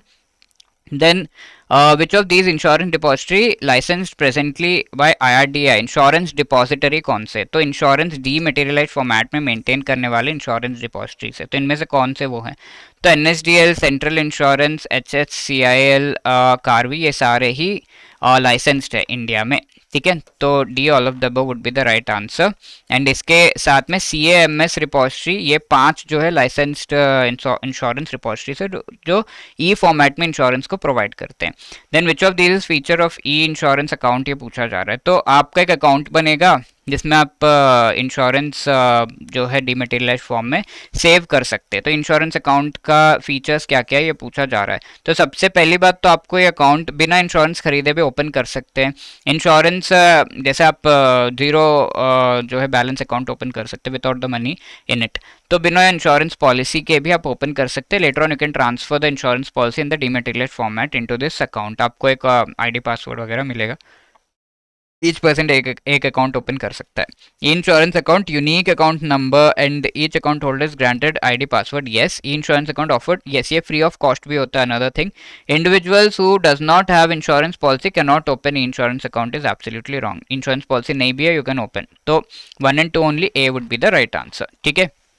Then 91 is which among the following statement best describes the role of RBI in India? It is the monetary authority in India which takes care of formulation of a monetary policy. RBI is the nation's soul, ठीक है। तो RBI का role बता रहे हैं। Generally we know कि monetary policy वो take up करता है। इंडिया का sole note issuing authority RBI, और कोई इंडिया में नोट इशू नहीं कर सकता। जैसे कि कॉइन्स इंडिया में गवर्नमेंट ऑफ इंडिया इशू कर सकता है, कोई और नहीं। ऑल बैंक्स मेंटेन अकाउंट्स विद RBI to facilitate transfer of funds, absolutely yes, all of them are correct, so D would be the right answer. Similarly if we see आगे अगर हम देखें next question, IRDAI has dash number of whole time members. तो IRDAI and SEBI में whole time members होते हैं, ठीक है। IRDAI एंड सेबी में तो दोनों में 3 पार्ट टाइम मेंबर्स होते हैं। एंड होल टाइम मेंबर्स अगर हम देखें तो 4 पार्ट टाइम मेंबर्स होते हैं दोनों में। एंड होल टाइम मेंबर्स देखें तो 3 होते हैं इन सभी, S3। एंड इसमें एक कोई लैपटॉप लेके i5 लैपटॉप लेके बैठा है, ऐसा आप याद रख सकते हैं। IRDAI में 5 जो है होल टाइम मेंबर्स होते हैं, तो D would be the right answer, ठीक है। तो IRDAI इफ यू सी, इसमें full time chairman and 5 whole time members and 4 part time members होते हैं। सेबी से कई बार हम कंफ्यूज होते हैं, तो सेबी में 3 whole time members and 4 part time members होते हैं। Okay, so that is the thing. Which among the following is our channels with through which the funds reach the infrastructure sector? को किस channel से funds जाते हैं? Government, development, financial institution, commercial bank, NBFC, insurance company, pension fund, सारे channel से जाते हैं। And D is the, that is why the right answer, ठीक है। Which among the following is number of independent directors? NAPFID में independent directors कितने होने चाहिए? तो NAPFID में डायरेक्टर्स का डिफरेंट नंबर्स है। 2 directors from the government of India, ऐसे ऐसे करके। तो इंडिपेंडेंट डायरेक्टर्स फ्यू या 3 होने चाहिए, इस तरीके से बताया गया। तो D would be the right answer, few, ठीक है। And apart from it the bad bank किसे कहा जा रहा है, एंड बैड बैंक के साथ कौन एसोसिएटेड है? तो IDRCL, A would be the right answer. Then 96 अगर हम देखें, which among the following NARCL के फंक्शन है? तो NARCL बैड बैंक है, सारे बैंक्स के NPS को अब्जॉर्ब करना उसका फंक्शन है। तो take over NPS, free up balance sheet of bank, yes. Aggregate consolidate stressed assets for their subsequent resolution, absolutely yes, so D would be the right answer. Similarly if you see the next one, it is expected that sale, तो NARCL जब loans accept करता है from the banks, तो 100 रुपये का loan है तो इस पे 15 रुपीज़ वो इमीडिएटली कैश में पे कर देता है, एंड 85 रुपीज़ का ये रिसीट दे देता है कि बाद में पे करूंगा।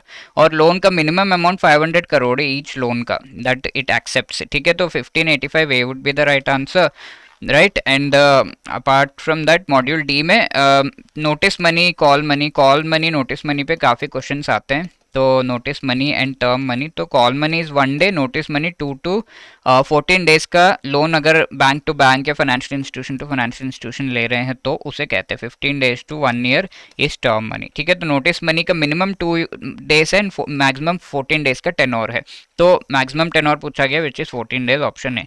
Now prudential limit for cooperative banks यहाँ पर पूछा गया है। तो कोऑपरेटिव बैंक्स का जो एग्रीगेट डिपॉजिट है उसका 2% एक्चुअली उनका बोरोइंग का लिमिट होता है through the call notice and term money, ठीक है। ये सिंपली लोन्स है, 1 डे के नोटिस मीन 2 to 4 डे के लोन्स, तो B is the right answer over here.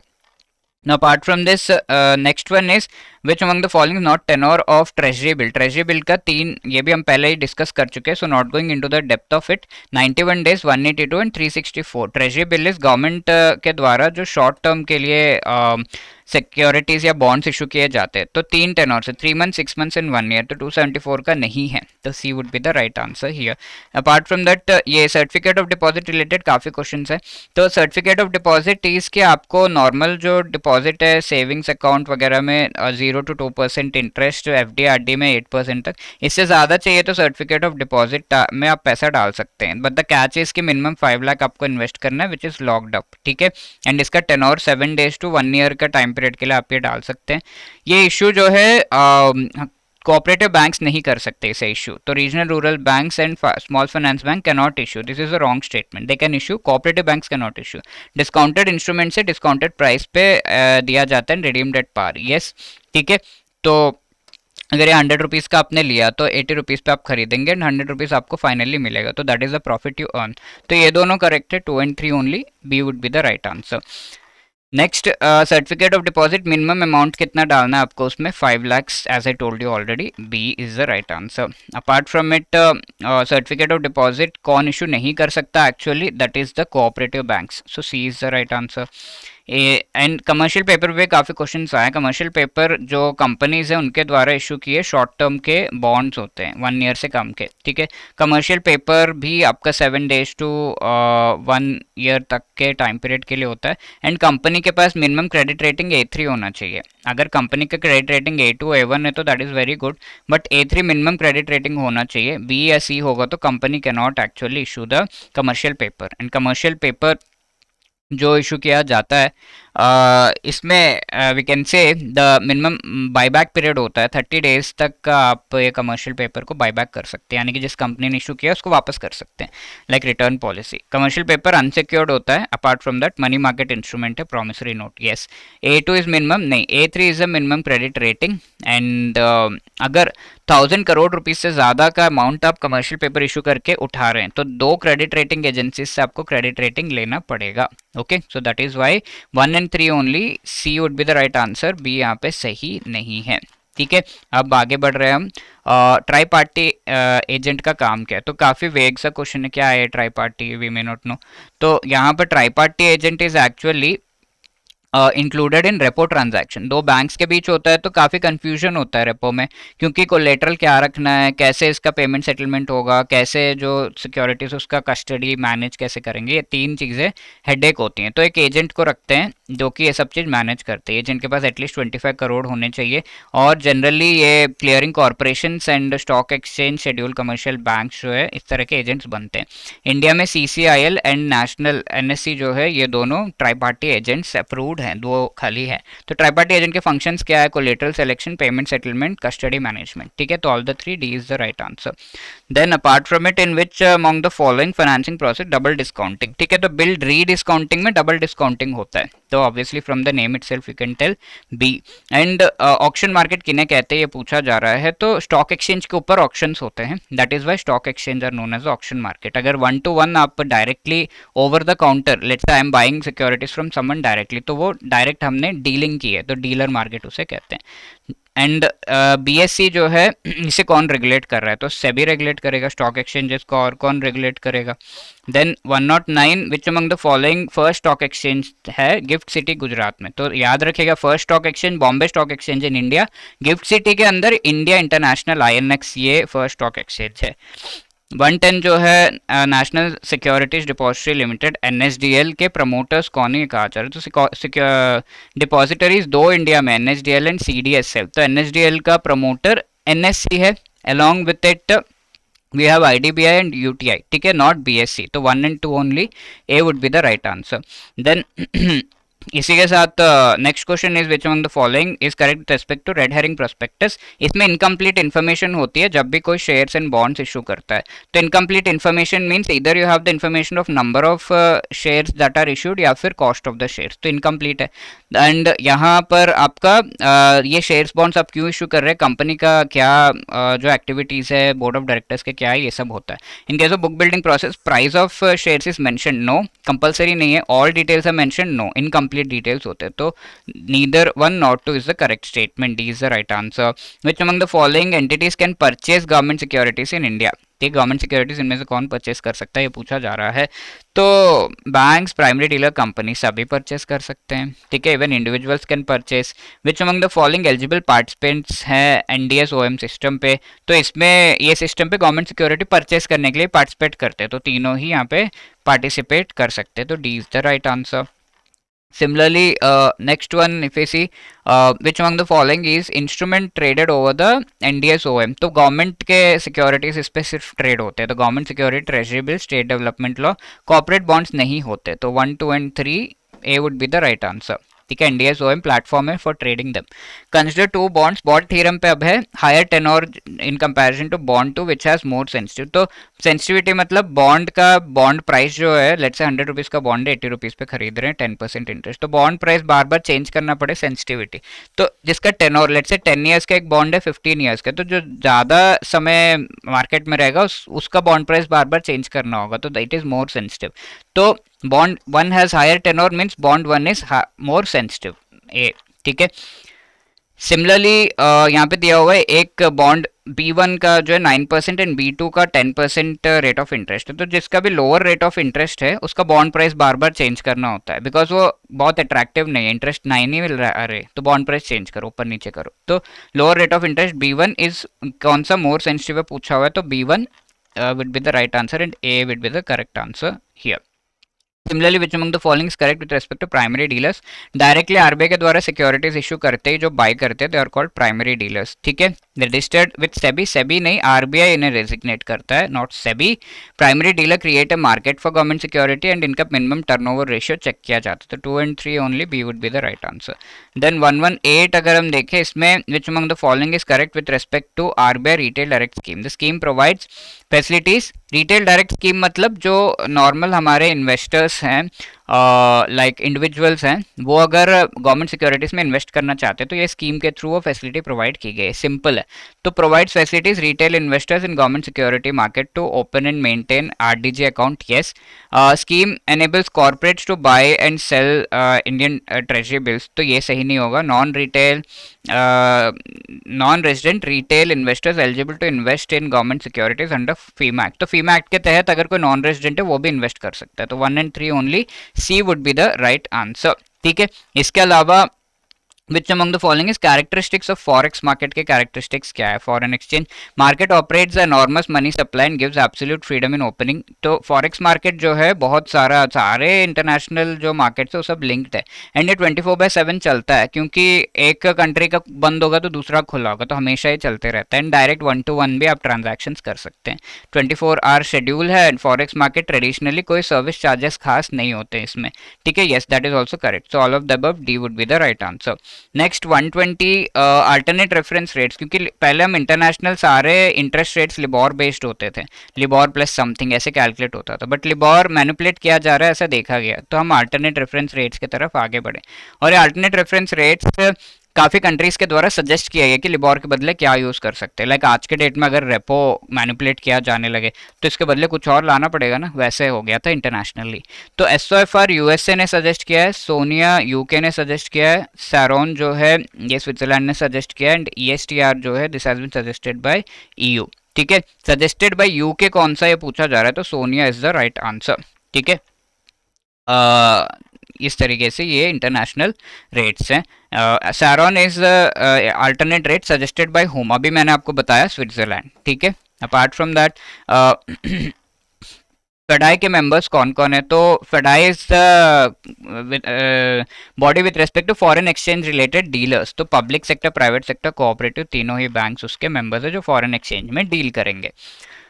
FX retail platform, आप जो है डॉलर वगैरह, retail investors like you and me can invest in this, तो that is the FX retail platform. ये CCIL के द्वारा एस्टैब्लिश्ड प्लेटफॉर्म है। इस पे पर डे के बेसिस पर 50,000 यूएस डॉलर से ज़्यादा अगर आप ट्रांजैक्शन करेंगे तो आपको चार्जेस एक्स्ट्रा देना पड़ेगा।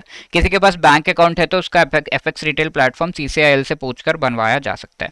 Available to any customer of bank, ceiling on the number of transactions per customer per day के बेसिस पर कोई सीलिंग नहीं है on the number of transactions, ठीक है। बट अमाउंट पे सीलिंग है कि 50,000 यूएस डॉलर से ज़्यादा अगर आप एक दिन में ट्रांजैक्शन करेंगे तो आपको चार्जेस देना पड़ेगा, ठीक है। Register on the CCIL platform, yes, ये वाला गलत है, not a feature, तो B is right answer. Customers can choose to convert foreign exchange requirement through any bank of his choice. Yes, any bank को choose करके उसके through आप foreign exchange buy sell वगैरह कर सकते हैं। Then which one of the following is component which forms the largest component of US dollar? US देखता है कि इसका डिफरेंट कंट्रीज के साथ किस तरीके का डीलिंग है, किस तरीके का जो है रिलेशनशिप है, एंड उसके बेसिस पर इट ट्राइज टू गेट कि जो इनके साथ जो करेंसी एक्सचेंज है वो सही है या नहीं, और उसमें क्या वेरिएशंस आ रहे हैं। तो there are different countries like European union जिसके साथ सबसे ज़्यादा डीलिंग है, तो सबसे हाईएस्ट यूरो के साथ डॉलर का क्या एक्सचेंज रेट में वेरिएशन है उस वो कंपोनेंट आपको यूएस डॉलर इंडेक्स में देखने को मिलेगा। वैसे ही स्वीडन के साथ क्या है, जापान के साथ, जापानीज येन के साथ क्या वेरिएशन है डॉलर का, ये सब चेक किया जाता है, and on that basis US dollar index is fixed. तो हाईएस्ट लार्जेस्ट कंपोनेंट क्या होगा, लार्जेस्ट ट्रेड यूएस का किसके साथ है, ईयू के साथ, तो लार्जेस्ट कंपोनेंट वही होगा। A would be the right answer. So which countries are included over here? Euro, Swiss, Switzerland, Japanese yen, Canada, Britain and Sweden, ठीक है। तो ये सब इंक्लूडेड है इनके करेंसीज। इंटरकनेक्टेडनेस क्या है, एक सेक्टर दूसरे सेक्टर से कनेक्टेड। तो let's say bank insurance provide कर रहा है तो बैंक इंश्योरेंस कहते हैं ना, तो that is the interconnectedness between these two sectors. तो वैसा countries of the world connected to one another, ups and downs in one part of the globe have a resonating effect on other parts. Rise in prices of commodities, drop in demand, तो ये तो नहीं है, पढ़ के ही पता चल रहा है। तो कनेक्टेडनेस, तो A is the right answer. Even if you don't know the concept, you can answer this interconnectedness वाला question. Merchant banks का core principle क्या है वर्किंग का, help individuals in investing rights and invest, high net worth individuals को securities issue करने में help करते हैं, तो B would be the right answer. 127 merchant bank कौन रेगुलेट कर रहा है, डायरेक्ट फैक्ट बेस्ड क्वेश्चन है, तो it is regulated by the SEBI, ठीक है। RBI normal banks and merchant bank SEBI regulate करता है, B is correct. As per SEBI category 1 merchant banker क्या कर सकते हैं, तो वो issue management, portfolio management, co management, underwriting, advising, consultancy, ये सब कुछ कर सकता है category 1 merchant bank. Adviser, consultant, co manager, underwriter, portfolio, issue management, all of this, ठीक है। तो D that is the correct answer. And category 2 जो है इसमें आपका इश्यू मैनेजमेंट नहीं कर सकते। कैटेगरी 3 जो है वो ये दोनों को मैनेजमेंट एंड पोर्टफोलियो मैनेजमेंट नहीं कर सकते। और कैटेगरी 4 जो है वो 3 जो है ये तीनों कर सकता है, 4 ओनली एडवाइजिंग एंड कंसल्टेंसी, खाली चाय पी सकते हैं बैठ के। तो दैट इज द थिंग, पूरा लिस्टिंग आपको यहाँ पर अच्छा इमेज फॉर्मेट में दे दिया गया। मर्चेंट बैंक क्या फैसिलिटीज प्रोवाइड कर रहा है, raising equity finance, raising debt related finance, नहीं equity finance only, so one only A would be the right answer, ठीक है। क्योंकि शेयर्स इशू कर रहे हैं तो मर्चेंट बैंक आपको हेल्प करेगा। Terms of SEBI guidelines with respect to merchant bank, debenture issue, जब डिबेंचर इशू किया जा रहा है तो merchant bank can help, but अगर ये 18 मंथ से ज़्यादा टाइम पीरियड का है तो मर्चेंट यहाँ पर एक ट्रस्टी की रिक्वायरमेंट होती है। तो मर्चेंट बैंक डायरेक्टली ट्रस्टी तो नहीं बन सकता, बट मर्चेंट बैंक एक ट्रस्ट एस्टैब्लिश करता है as a subsidiary under it, and that trust becomes a debenture trustee, तो D 18 months is the right answer. Now apart from that next is in terms of SEBI guidelines with respect to merchant bank, the company issuing the shares to public, ठीक है। तो अब merchant banks यहाँ पर included है। अगर कोई company public को शेयर्स इशू कर रहा है एंड उसका शेयर्स के थ्रू 500 करोड़ से ज़्यादा का अमाउंट उठा रहा है तो उसको एक मॉनिटरिंग एजेंसी की रिक्वायरमेंट होती है, ठीक है। Arrangements of the purpose of proceeds of the monitored by one of the financial institution, तो मॉनिटरिंग एजेंट की रिक्वायरमेंट होती है। तो कितना करोड़ से ज़्यादा का अमाउंट अगर वो शेयर्स इशू करके उठा रहा है, it needs a monitoring agent, the answer is 500 crore rupees, B, ठीक है। इसी तरीके से नेक्स्ट क्वेश्चन में a dash is a contract which gives buyer the right, ठीक है। तो ये हम पहले भी डिस्कस कर चुके हैं कि अगर बायर के पास अगर एक कॉन्ट्रैक्ट है $1 के ऊपर 80 रुपीज़ का आपने कॉन्ट्रैक्ट किया कि 3 मंथ्स के बाद मुझे डॉलर्स बाय करने, और आपने देखा मार्केट में $1 के ऊपर जो 70 रुपीज में ही डॉलर्स मिल रहे हैं। तो ये आपके लिए एक लॉस का कॉन्ट्रैक्ट है, इजंट इट? फॉरवर्ड कॉन्ट्रैक्ट आपने कर तो लिया बट लॉस हो रहा है, तो you can come out of it if you have a call option with you. ठीक है, तो dash is a contract which gives buyer the right. तो बायर के पास एक राइट है कि ये करे या फिर मार्केट से खरीद ले, you have the right. The other person has an obligation. ठीक है, specified quantity of underlying asset, specified price, specified time period के लिए। तो it is actually options which provide this particular right, otherwise तो obligation होता है।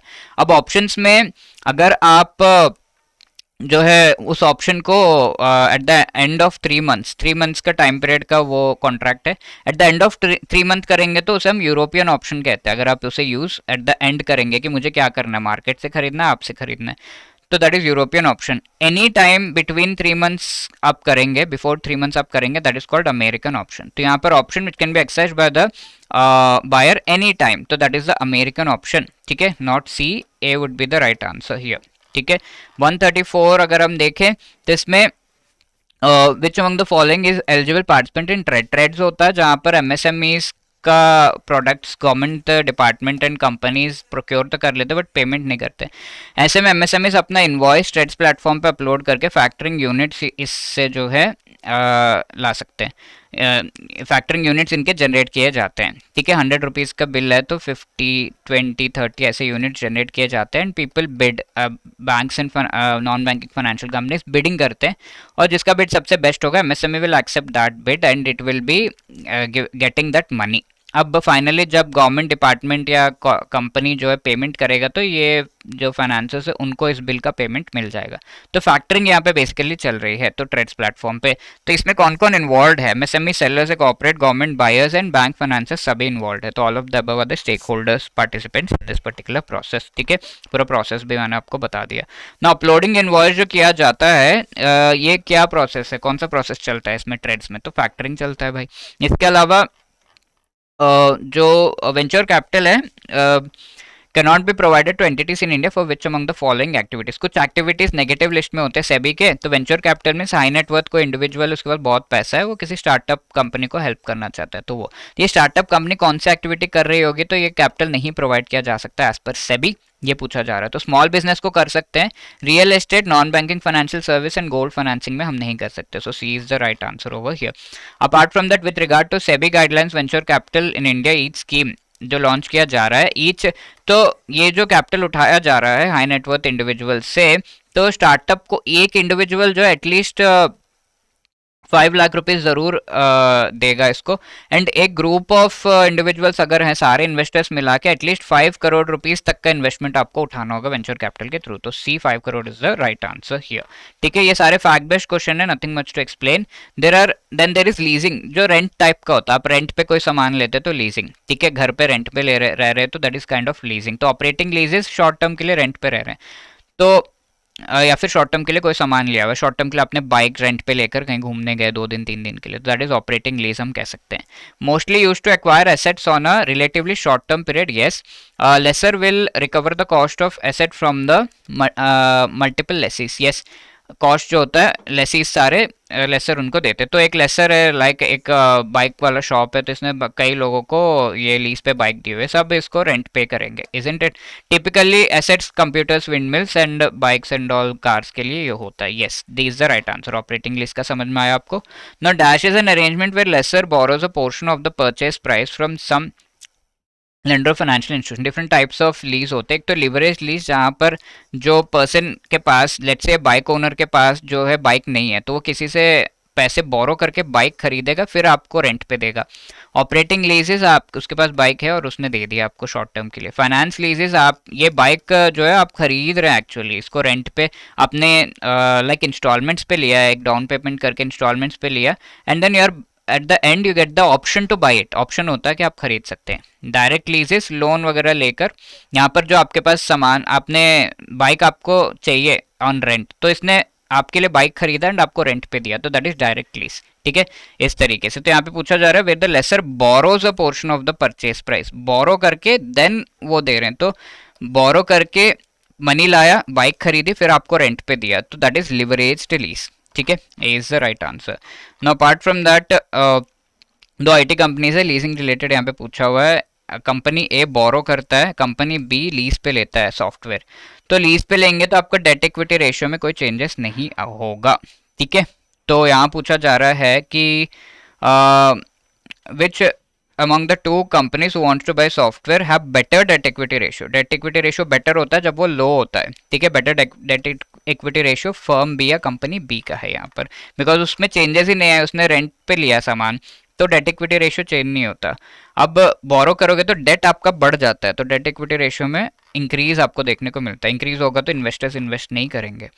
Hire purchase क्या है? ये कॉन्ट्रैक्ट ऑफ बेलमेंट इसे कहा जाता है। ठीक है, बेलमेंट एक प्रोसेस है जो कि आप देखते हैं इंडियन लॉस में देखा जाता है, which is similar to hire purchase. Which among the following CIBIL score का करेक्ट रेंज, ये तो आपको पता होगा, ये क्रेडिट स्कोर कौन क्या रेंज है, 300 to 900 and the best is 800 या उससे ऊपर, 700 से ऊपर होगा तो it is the best score. You know it better. Based on recommendations of Dash report, RBI issued guidelines to effect that all credit institutions should become members of the all credit information companies। तो यहाँ पर जो credit information है, यानी कि credit score चाहिए, तो एक पर्सन ने अलग अलग बैंक से जो बोरो किया हुआ है तो सारे बैंक का इन्फॉर्मेशन आपको चाहिए होगा as a credit information company. तो पहले ऐसा नहीं था, कोई एक बैंक कोई एक क्रेडिट इन्फॉर्मेशन कंपनी का मेंबर हो तो चलेगा, ऐसा था, बट ये चीज़ चेंज करके सारे बैंक सारे क्रेडिट इन्फॉर्मेशन कंपनीज के मेंबर्स होंगे, ये किया गया था। तो ये किसका रिकमेंडेशन था? आदित्यपुरी कमेटी का रिकमेंडेशन था, तो A is the right answer. Next you can see, इसके अलावा नचिकेत मोर कमेटी ने क्या रिकमेंड किया था? डिफरेंशिएटेड बैंक से रिलेटेड। पीजे नायक कमेटी बैंक बोर्ड से रिलेटेड रिकमेंडेशन था। आर एन मल्होत्रा कमेटी के रिकमेंडेशन के बेसिस पर IRDAI को एस्टैब्लिश किया गया था। ठीक है, तो थोड़ा हमें ये चीज़ें भी रिवाइज कर लेना चाहिए। तो अब सभी बैंक सभी CICs के मेंबर्स होंगे तो सबको बहुत सारा फीस पे करना पड़ेगा for their membership, and annual renewal fees भी बहुत सारा पे करना पड़ेगा। तो उस पर सीलिंग लगा दिया कि ये जो फीस है that would not be more than 10,000 and 5,000। ठीक है, फीस जो मेंबरशिप का 10,000 एंड एनुअल रिन्यू जो मेंबरशिप को करना है उसके लिए 5,000 से ज़्यादा नहीं लेना है। तो B is the right answer. Now apart from this, next one, mutual funds fixed maturity date जिसमें होता है उसे हम क्लोज एंडेड म्यूचुअल फंड कहते हैं। D is the right answer. Mutual funds are regulated by dash, तो ये regulate किए जाते हैं बाय सेबी। ठीक है, क्योंकि ये स्टॉक मार्केट वगैरह का बात है। प्रधानमंत्री सुरक्षा बीमा योजना पीपल कौन से एज में है जिनके लिए अवेलेबल है? सुरक्षा बीमा योजना is actually the accidental death या फिर एक्सीडेंट वगैरह उसके वजह से हाथ पैर टूटना, इसके वजह से इसके लिए आपको जो है उनको मिलता है मनी, इंश्योरेंस का अमाउंट। तो कितना एज यहाँ पर है? 18 to 70, बट जनरली अगर आप प्रधानमंत्री जीवन ज्योति बीमा योजना उसमें जाना चाहते हैं तो 18 to 50 ईयर्स का टाइम पीरियड है। Do you no Atal pension योजना के लिए टाइम क्या है, एज क्या है, 18 to कितना ईयर्स है? You can tell me in the chat box, comment section. The concept of bank assurance, इसके रूट्स कहाँ पर हैं? ठीक है, ये पूछा हुआ, तो फ्रांस में सबसे पहले बैंक एश्योरेंस लाया गया था। B, and in which among the following cases insurance ombudsman can not take up the case. ठीक है, इंश्योरेंस ऑम्बड्समैन के पास इंश्योरेंस रिलेटेड केसेस जाते हैं, कितना इंश्योरेंस अमाउंट था, मैंने इतना क्लेम किया, मुझे नहीं दिया, इतना दिया, ऐसे ऐसे करके जाते हैं। तो 3 लाख रुपीज़ से ज़्यादा का अमाउंट नहीं ले सकते, वो 3 लाख तक का ले सकते हैं। एंड अगर कोई केस बैंक ऑलरेडी कोर्ट में फंसा हुआ है तो ओम्बड्समैन के पास जाने का कोई मतलब नहीं बनता। ठीक है, 1 ईयर से ज़्यादा टाइम हो गया है तो रफा दफा हो जाता है। And complainant has made a representation to the concern insurance company and the insurance company has accept. आपने इंश्योरेंस कंपनी को वो केस बताया कि ऐसा है, आपने गलत पैसे दिए हैं, तो इंश्योरेंस कंपनी ने एक्सेप्ट करके उसे रिजॉल्व करने के लिए हामी भरी है, तो यू कैन नॉट गो। ठीक है, तब आप ओम्बड्समैन के पास जाने की ज़रूरत ही नहीं है। ठीक है, इस केस में नहीं जा सकते, 1 ईयर से ज़्यादा हो गया नहीं जा सकते, कोर्ट में पेंडिंग है नहीं जा सकते। 1, 2 and 3, D would be the right answer.